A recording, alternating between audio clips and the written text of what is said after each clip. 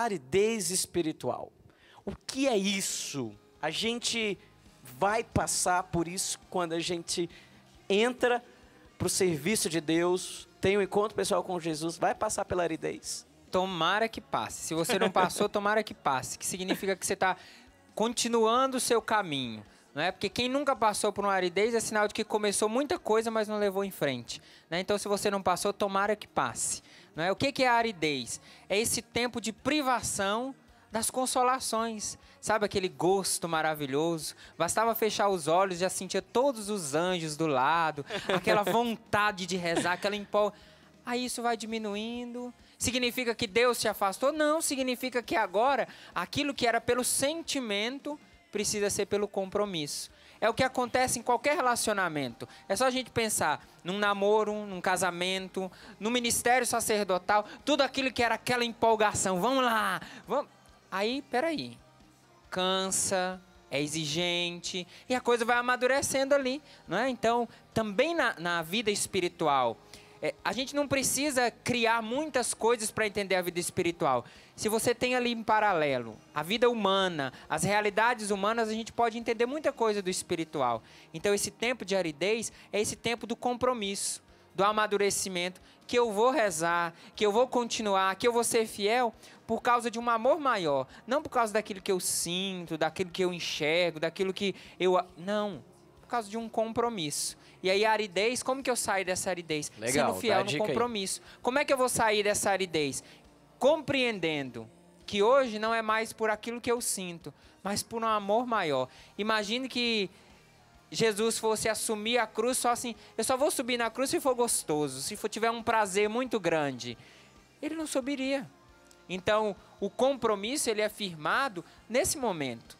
No momento do prazer, da alegria, não é, da festa, é muito fácil. O compromisso vem de quem assumiu que para além dos sentidos, eu quero continuar caminhando. Aí a gente sai da aridez. Mas, padre, a gente pega a Bíblia, não tem vontade nenhuma de ler, de fazer estudo. O terço, fala, meu Deus, vou ter que rezar 50 Ave Maria. E aí? Não tem gosto. Se fosse uma doença física, eu diria assim, são sintomas maravilhosos. Como é uma doença espiritual, porque doença espiritual também tem sintoma. Então, quando a gente entra para a capela, e aí você fica ali na capela diante do Santíssimo, você está ali, parece que passou meia hora, você olha no relógio, 10 minutos. Isso é um ótimo sinal. Se você já viveu isso, é um ótimo sinal. É verdade. Então, como é que eu vou vencer isso? Eu vou amadurecer o meu compromisso. Não tem compromisso espiritual que seja amadurecido no tempo da graça, da empolgação. Ali a gente está sendo seduzido. O Senhor faz isso com a gente. Dá esse tempo, nos seduz, depois fala, agora você vem atrás de mim. Isso é a dinâmica da direção espiritual. De quem se revela e se esconde. Se revela para seduzir e se esconde para ser buscado. Irmã Kelly Patrícia, já passou por momentos de aridez espiritual? Como é que foi? Ora, e como não? É esta luta mesmo, mas o desejo de Deus na nossa alma nos leva a, na aridez, né, buscar, perseverar e aguar a plantinha, porque aquelas chuvas de graças parece que, né, o sol está escondido, como disse Santa Teresinha, mas está a brilhar. Então necessita que eu pegue o aguadorzinho e vá aguando e persevere, como o padre falou. E assim tem sido na minha vida.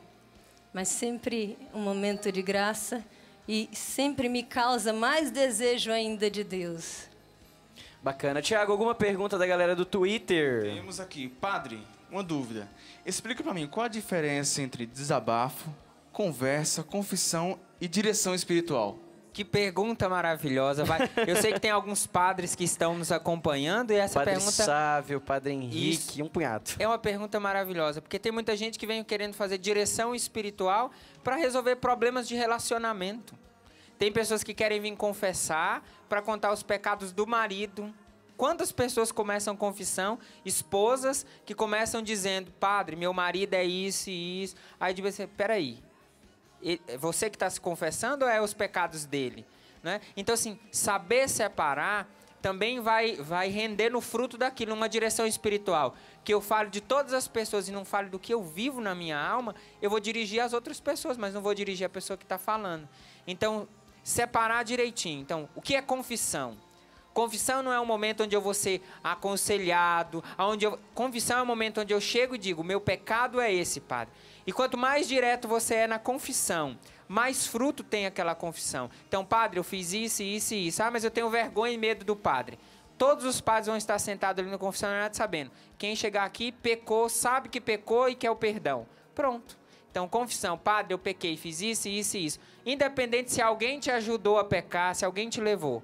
Direção espiritual. Eu vou trazer problemas que eu vivo na minha casa, que eu vivo no meu trabalho. Direção espiritual é em que direção a minha alma tem caminhado. Eu vou buscar essa ajuda.